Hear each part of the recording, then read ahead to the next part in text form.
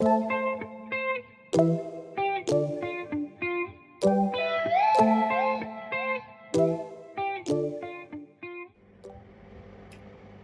hi guys! Welcome to Karge's Orchids and a CareCollab video. It's been a while since I participated in one of those, so it's kind of exciting to be back again in a CareCollab video. Here's the Rosy Dawn, one of my all-time favorite Paphiopedilums. Yeah, this CareCollab is going to be about Paphiopedilums.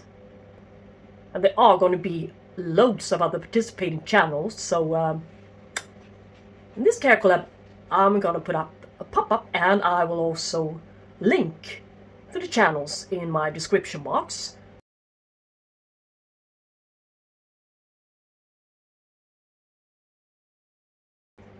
Rosy Dawn, standing on the windowsill.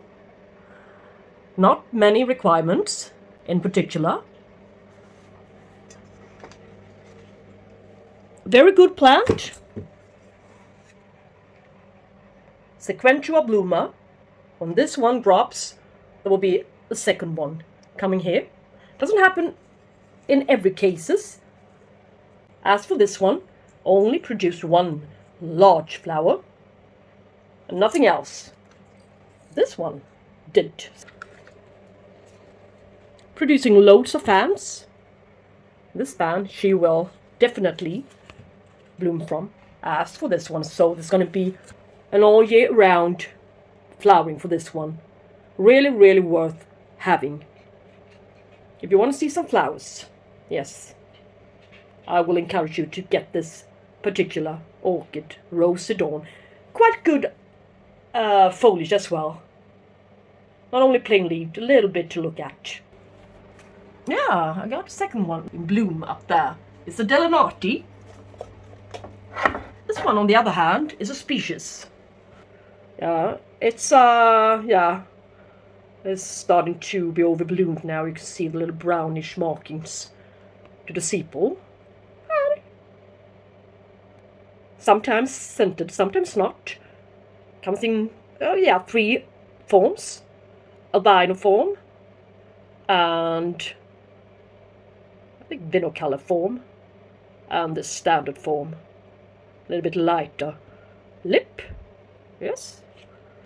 Back in the days, this particular one, the species, was considered to be a little bit finicky, but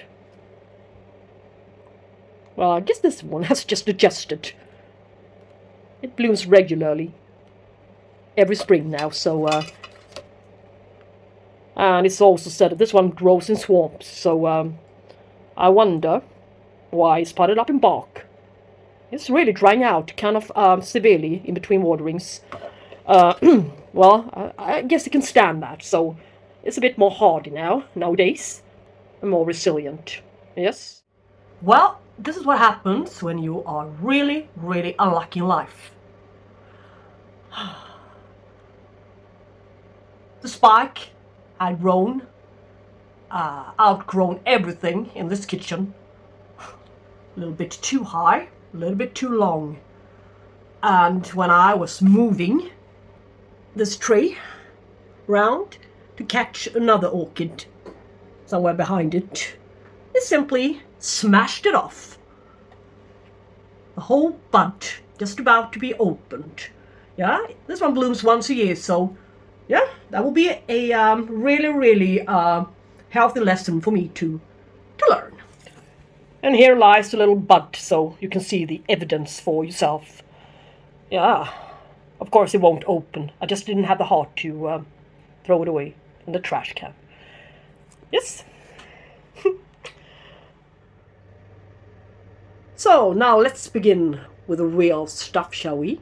Here's the cabinet, the cultivation cabinet.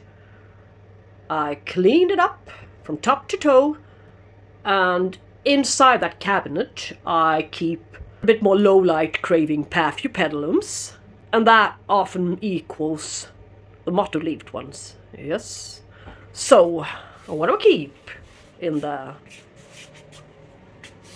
Yes, I will show you guys the ones I decided that they shall stay. Paphiopedilum ferianum. Tried to bloom some time ago. You can see the spike in here. The bud was too heavy for the stem to carry. I think that's will that happen in nature? The thing that should not be. Yes. But it needs its moisture, obviously. This one is the Godfroyer. Not long after it arrived here, it created a little bud. And at a certain point I thought it would be due to the recycle bin, but it's doing a full recovery. Can you see that leaf, the smaller leaf to the right? Small leaf to the right has been created the last couple of months, and now it's even creating another one. So it's doing great in loads of humidity, and I didn't think that one would make it. So I 1 month ago I ordered another one, a new one for Schwerter, but the order has been postponed due to the cooler weather and the risks by shipping in too cool of a weather. So now I will soon have 2 beautiful, healthy specimens, and I don't have anything against it. I love the Godfroyer, the species. And up here, another mottled-leaved one. But I think it's funny. The older leaves are mottled on the Zucaculi, the species, and its newest leaves aren't as mottled as you would have thought. So something is happening. If it's due to its conditions or not, well, let the wise man discuss that matter, and don't leave it to me. Don't leave it up to me, since I cannot answer, but I've just discovered it as we speak. Here's another one I really adore, the Callosum, also a species, with a nice, really beautiful mottled leaf set. Light, lovely, shiny, green color. So, these guys, I decided that they shall stay in here. And also, this lovely Paphiopedilum cross, St. Sweden, a cross between Paphiopedilum philippinense, a real famous one and gorgeous one as well. I got that one somewhere up here. I will bring that tray down so you can take a closer look on it. And Rothschildianum, Paphiopedilum philippinense, and King of Paths, Rothschildianum, which I happen to have here. And its leaves are sloping. Should look a little bit more like this guy's. Well, we're gonna repot him. It's about time for it to be repotted, so we can see what's going on inside. If it's due to lack of roots, or bad roots perhaps, or there's something else, lack of fertilizer, lack of light sources. So I'm not sure. So let's bring him out and we shall take a closer look. And on these shelves I keep a few not the sharp, well, Mordier back there, and Delanati, of course, the one I already showed you in bloom. And that one is a hybrid. I have a couple of species mixed up with hybrids. You know, kind of, quite a few ones on humidity trays. I also happen to keep a few on the top shelf here, so in order to be able to switch on the roof fan and provide a little bit more cooler air. As you can see, the difference between the mottled-leaved ones and the plain green-leaved ones. Yes. Sometimes a bit slimmer, and they can tolerate a little bit less humidity. Yeah, as you can see. Not much of humidity at all, around 40, and this still thrives. I have a thing for Rothschildianum crosses, and hopefully one day they will bring us flowers, loads of flowers. This is also a species. Paphiopedilum philippinense, the real species. I haven't had it for very long, so it's just simply a little leaf down there coming, but might just as well have been a bloom, a regime. This one is also an adorable one. Prince Edward of York times Lady Isabel. Resembles the Orchideanum, all of them, almost, except for the philippinense, of course. Yeah, it bloomed some time ago for the very first time. I've been having this one, Paphiopedilum philippinense variation Robellini, for about 2 years. And a couple of months ago it decided to bloom for the very first time. And this is not by any means the most vigorous plant I got in my collection. I mean, path-wise. So I think that one day, in a not far to distant future, the other guys on this tray are gonna bloom as well. But anyway, I keep the plain green leafed ones in bark and perlite, charcoal, and a little bit of crushed seashells or crushed dried egg shells, yes, to add in some extra calcium to its party media. And as the medium approaches dryness, I dip water them and I fertilize quite lightly with a balanced fertilizer almost every time I water them. And yeah, it's recommended that you even flush them quite often, but I always seem to forget, and now it's drilling again. But they seem to be doing okay without the hysterical flushing. Yeah, so whatever I'm doing, I'm gonna keep up with it. And temperature wise, it's regular kitchen temperature, about 19.9. Yeah, now it's even 60%. It's because meter is next to the humidifier and that one is leaking. Since my old one crashed 2 days ago, so I had to start to use the old little humidifier from eBay, €6 one. So I believe I need to buy another one, and yeah, a brand new one, but not now. I would like to get some more orchids instead of another humidifier. And look, now the humidity is up, all the way up to 82, and it's 25 degrees in there.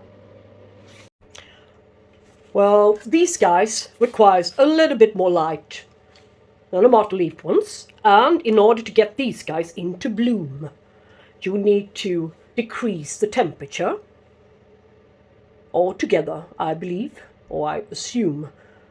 What did I do to get this guy into bloom? Did I put it outside on the balcony during summertime, summer period? No, I didn't. But that's an excellent idea as well. Yeah, in many cases even recommended to get these guys going, and yeah, of course, in order to get them into bloom at all. So a little bit drop, but I simply switched off the heating elements, or no, as a matter of fact, I never ever even switched them on. So I needed to go to bed cold, really cold, with loads of clothes on my body, yay, for a 1 month period of time. So, and it did the trick for loads of orchid, difficult ones. I even got the Coelogene cristata into bloom in a regular kitchen temperature. So that did the trick for him. Now I shall repot the king of paths, my all-time favorite without competition, Orchideanum. Let's see what's going on inside the pot.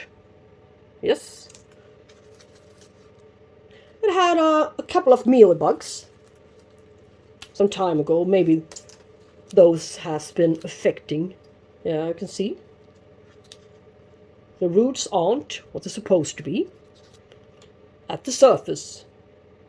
So it may not come as a surprise if what's inside is not as good as well, but we shall take a look. Yeah, this one grows in Borneo, northern part of Borneo, and needs some extra calcium.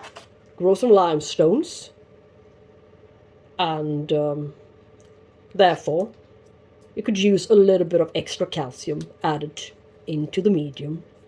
Not so light craving. Grows at an elevation on about approximately 500 meters to 900 or so. Well, it varies. The information varies a bit, so yeah.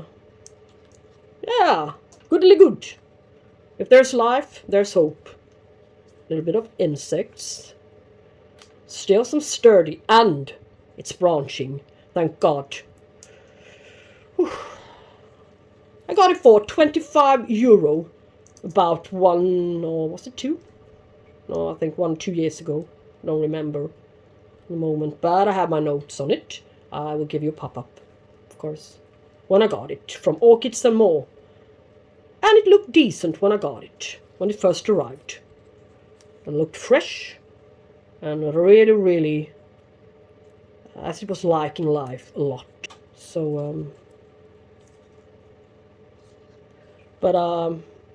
these new roots here, this one's branching, this one coming out here, branching, I think. No, not branching, perlite. And this one. This is Orchid's future. So, let's take a closer look and see.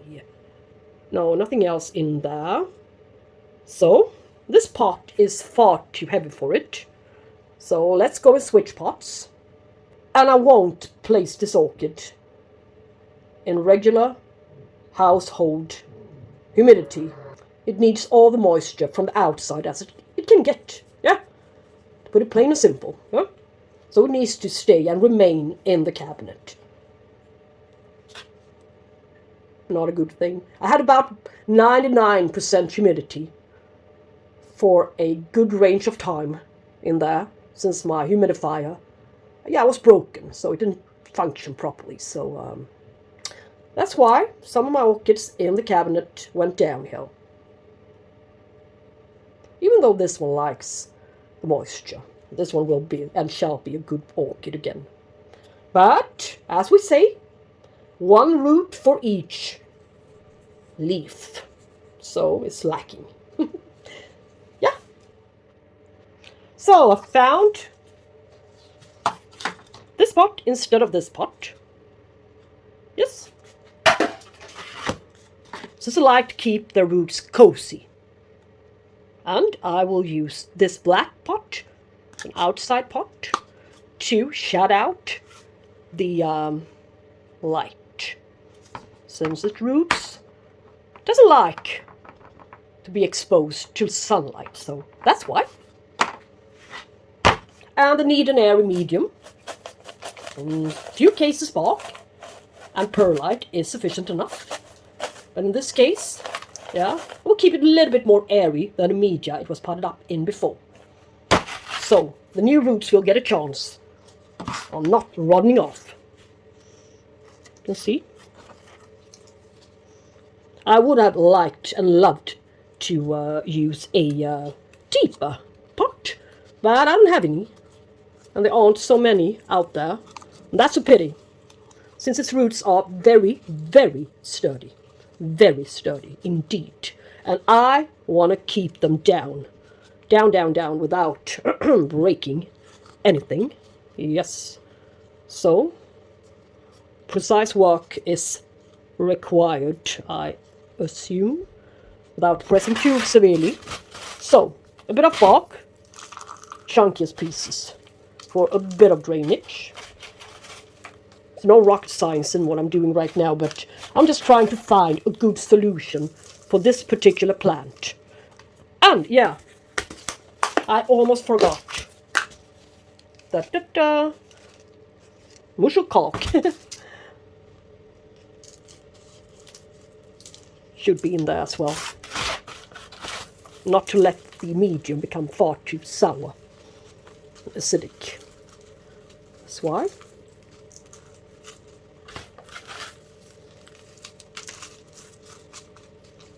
I think this will be swell.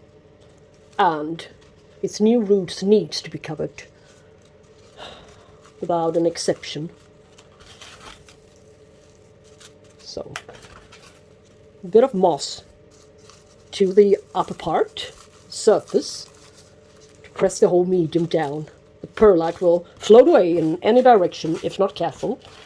So, see too that you have this part a little bit down, so no roots are exposed to air. So they can go down and grow down properly in the future.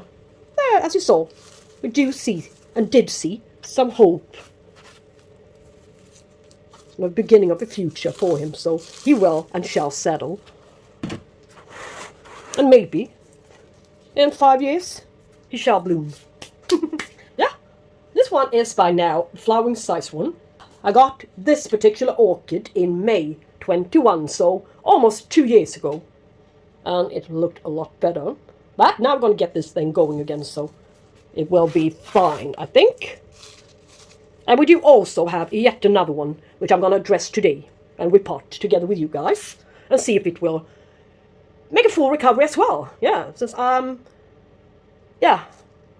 most certain this one will. So take a look at this orchid. It's a terrible orchid with a good, beautiful flower.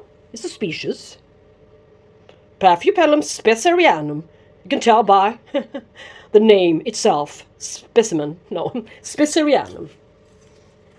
It arrived in bud from Orchids CareCollab. It's the very same time, I believe. It's been through a lot, and I shall report it. I think its roots are kind of alright, or maybe not. It remains to be seen. But at least it's doing something. I've been looking at this orchid several times and thinking to myself, let's get rid of it. Let's just don't keep this one. It's not worth it, is it? But maybe it is.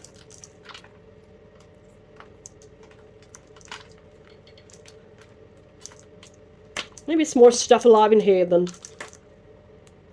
at first glance. Yeah. I'll clean him off and see. Well, the Paphiopedilum specerianum has been used for hybridizing several times in many cases. Mostly due to its lovely dorsal fan. Yeah, white, lovely fan with a purple-ish strike to it. Yes, slim green-leafed. One would have thought that it needed a bit of light, but it doesn't. So, it's got, almost exactly the same preferences as the Orchidegartneriet has got. And this one is from China and India, mostly, it says, that region. So, kind of moist, low light places on limestone, so a little bit of extra calcium added to the medium needed for this one as well. So, yeah, let's use the same kind of medium and add a little bit of this mushroom caulk.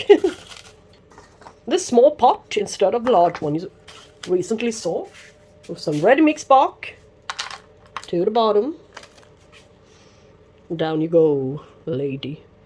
You see the hairs on the roots declares that the roots still on it are viable and provides the roots with oxygen, keeps it from getting far too wet, so to speak, and suffocated.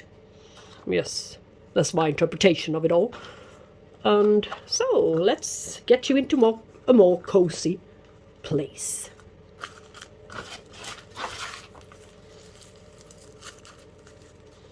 So loads of humidity for this guy.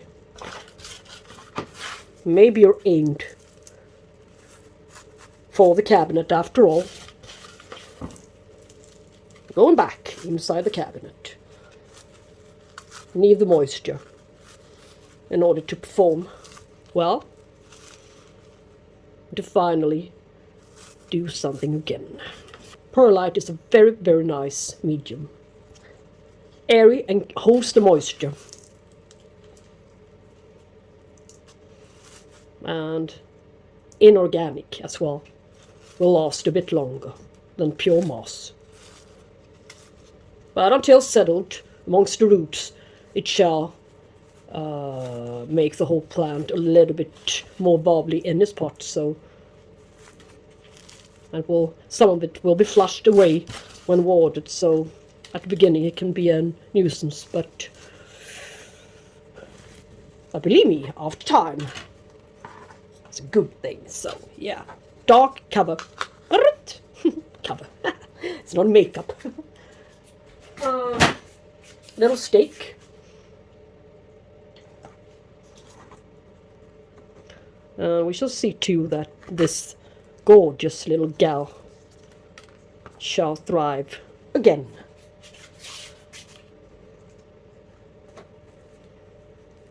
Yeah. Looks tidier, upright. Hope for these new growths not to run off and stay intact. Tags back on this gorgeous little species. So guys, I hope you enjoyed this video. It contained, of course, like usual, a little bit of everything. I must have covered it all. Or didn't I? I hope so. And if not, just put a comment in the comments section below. And yeah, we'll have our own discussion afterwards. Yeah. I'm open-minded and always open for questions and some good advice, of course. Alright, thank you for watching this CareCollab, and we should talk soon, guys. Take care, and bye-bye!